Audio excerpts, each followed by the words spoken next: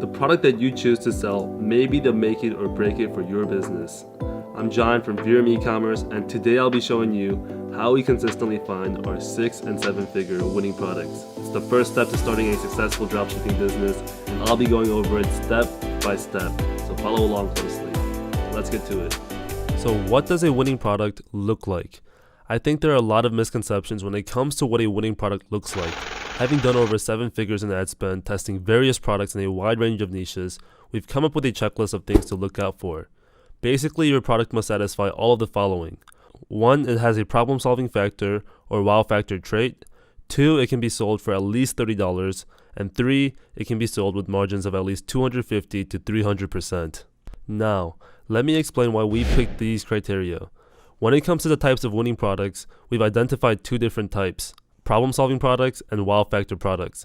The problem-solving products are those products that address a specific customer pain point or issue. Think of the infamous posture brace, the electric mosquito trapper, a jar opener, etc. Wow factor products, on the other hand, are typically lifestyle purchases.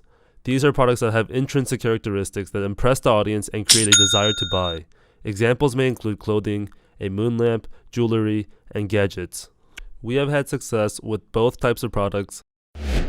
Ultimately, how big of a winner a product ends up being will largely come down to the quality of your marketing. However, if you're just starting off, we suggest that you focus on looking for problem-solving products. It is typically easier to come up with good marketing angles and content. Next, you want to make sure that your product can sell for at least $30. In the past, it was possible to get $5 to $10 CPPs at scale for low and mid-ticket products, but for a number of reasons, such as competition and algorithm changes, this is now almost impossible. You are much better off having a healthy AOV coupled with good margins, 250 to 300%, and this will help you remain profitable, especially at scale. We recommend staying somewhere in the low to mid-range if you're just getting started. High-ticket items can also work, but will generally require more elaborate marketing funnels and creative, as well as good customer support. We've also found that it's more expensive to get these types of products up and running. This is about all you need to understand to recognize potential winners. So let's apply this knowledge and jump right into the system. The first step is to pick a place or method where you can find a product. There's a whole bunch of ways to do this, ranging from AliExpress browsing to paid research tools, and the truth is that any method you use can work, and it is not the most important aspect of the process by any means. But if you would like a comprehensive list of potential ways to find products, I went ahead and created a detailed document that I posted on our Facebook group, so if you haven't already, feel free to join to get access. For demonstration purposes, I'll be using one of the most underrated product research methods out there, the free version of Ecom Hunt. Believe it or not, Ecom Hunt is actually a fantastic tool for finding winning products. I've been able to find at least 10 products on there that I know people have scaled to 7 figures, with dozens to 6 figures. The secret to picking out winners, though, lies in how you actually use the tool. What most people do is look at the first page and pick out a product there because it's new and trending, and sure, that could work. But what we found works best is going back a few years and looking around there. You'll either end up finding a product that was a previous winner or has not yet been tested. In the case of winning products, usually previous winners died out because too many people sold that product and exhausted out the audience. And so, during the downtime, the Facebook algorithm is constantly adjusting and moving people around from different audiences, as well as introducing new people to them. So if you were targeting people who liked hunting 2 years ago, doing so now could potentially yield very different results because of how the machine learning algorithm is currently optimized. Even if the demographic hasn't changed much, the people the algorithm picks out will. In any case, I'm going to go ahead and take this travel pack over here and use it as an example for the next steps. Qualifying the product. Now that we've found a product we're interested in, we need to qualify the product and make sure it's something we won't regret selling. For a product to qualify as a candidate, it must have all the characteristics of a winning product, which we listed earlier, and also should have 2 more things, which are the AliExpress reviews of this product are good, and the Amazon reviews of this product are also good. The reason for these 2 additional conditions is primarily to make sure you have happy customers. If you're selling crappy products, sooner or later it will catch up to you one way or another. Payment processors are now cracking down on dropshippers with high chargeback rates, and Facebook has begun to hand out feedback scores much more quickly than before. I have seen plenty of people scale products and resulted in business manager bans, payment processors blacklisting, and BBB complaints. The rule of thumb for 2019 and beyond is that you want to make sure your customers are happy. Trust me, it will benefit you in more ways than one. So let's apply these rules to the travel pack and see if it qualifies. For the first rule, I think that this product will fall into both the problem solving and wow factor categories. If you've ever traveled, you know how annoying it can be when you're trying to find something in your bag but are unable to do so. This travel pack is built specifically with those problems in mind. In regards to the wow factor, I think this product can have a synthesized wow factor with a great video showing off the functionality and utility of the bag. For the second rule, this product costs $37 on AliExpress. Although I suspect that this is extremely overpriced, if you take a look at Alibaba, you can find it on there for around $11. So I suspect you can get the price down a lot if you work with an agent. In any case, I could see people paying anywhere from $60 to $100 for this product. For the third rule, to calculate our markup, we need to know the cost of goods sold, or COGS for short. COGS is equal to the cost you're paying for the product when acquiring it from AliExpress or an agent. Since we're not going to be using AliExpress prices, I will go ahead and estimate the COGS at $25 for this product. The Ecom Hunt listing actually showed it at that price, but it looks like this vendor decided to hike the prices up a ton because the product was doing so well. With a COGS of $25, I would sell this at around $65 to $75, which leaves you with a 2.5 to 3 times markup, satisfying this particular rule. For the fourth rule, the AliExpress reviews for this product looks good, and the fact that it has a decent order volume is also promising. I don't see anything concerning here that would prevent me from going forward to the next step. For the fifth rule, the Amazon reviews for this product also looks good. Looks like the supplier even managed to make it to Amazon's choice. One thing to note here, if your product has negative reviews, take note of what those issues are and determine if they could be problematic for your business. If some of the issues are things you may be able to control, think about ways to do so. For the travel pack, it looks like the few negative reviews pertains to the zipper breaking or getting jammed after only a few uses.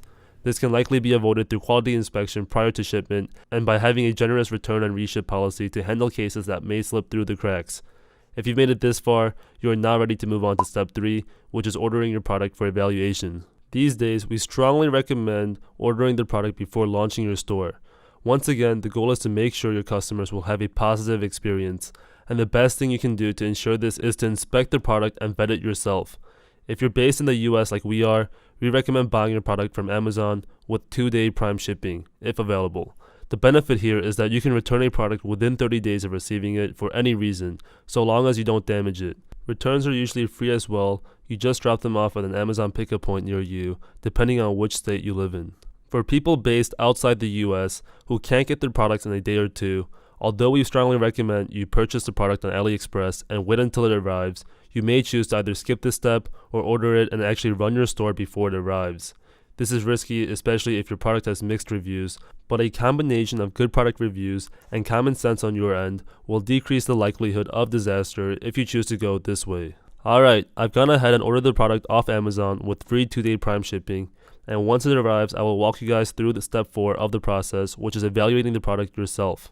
Okay, so looks like the travel pack came in today. We're ready to go through step 4 here. When looking at any product that you order, you will want to keep a few things in mind. Is this product high quality and does it function as expected? Is the product easy to damage through regular use? Are there any potential hazards you need to consider? And put yourself in the shoes of your prospect. What things would you look for in this type of product? Are there any shortcomings that you think will be detrimental to your product success? Ultimately, there will also be more specific things to look out for depending on your product, and good common sense is all you need here. Just think about things from the perspective of your customer. Now, let's go ahead and apply these things to the travel pack. So number 1, the travel pack seems to be really quite sturdy and feels much more higher quality than I had anticipated. The material is relatively thick and something that I think will hold up to the test of time. It has several pockets and compartments for organization, and the zippers seem to be working fine. I would say that there's nothing here out of the ordinary and it gets the job done. For number 2, I think that the construction and overall material of the bag will tolerate general wear and tear. I put some dumbbells in the main compartment to see if it can withstand more significant loads, and it seems to be holding up just well. For number 3, this product doesn't seem to be potentially hazardous. It's just a simple travel bag, no sharp parts, batteries, or anything of that nature. For number 4, as someone who travels frequently, I think there is a definite market for this product. It offers organization and accessibility at a reasonable price. While I think some of the zippers could be higher quality and some of the pockets could be moved, overall this product is great. I'd say this is one that qualifies as a product that we can actually test. At this point, if you find the product won't cut it, it's time to hang up the towel and start over. Otherwise, let's move on to step number 5, which is evaluating the market potential and launching a store. If the product passed the previous tests, it's time to come up with some creative angles. The reality of the situation is that any product can work, regardless of how saturated and what niche it is in. It all comes down to 2 things: a good creative and the right audience. If you want to know what goes into making a good creative, check out our free course video that we uploaded onto our YouTube channel. Typically, if a product has made it this far down our checklist, you should not have much of an issue getting things going. It just takes a little bit of creativity and work to find your winning ad. Once you have an idea of the marketing angles and features you want to display, you should go ahead and set up your store. If you want an example of what a good store looks like, go take a look at the free course video I keep on mentioning. In this video, we show you guys a store that did over $500,000 in revenue and exactly what a good store layout looks like. Alright, so some last words of wisdom here. Keep in mind that you may not find a winner every single time. It takes practice to become adept at finding winning products, and even we don't have a 100% success rate with the products we test, despite all the experiences that we've had. Just keep testing and use your data to make the right decisions. That's about it, guys. I hope you enjoyed this video. At this point, you should be able to get out there and start testing products until you find your winner. As a reminder, I will be including the PDF with the various ways to find products on our Facebook group, so if you haven't already, go ahead and join through the link in the description. Also, make sure to subscribe so that you get notified every time we release a new video. That's it for today. Leave your questions down below. I'll catch you guys in the next one. Peace.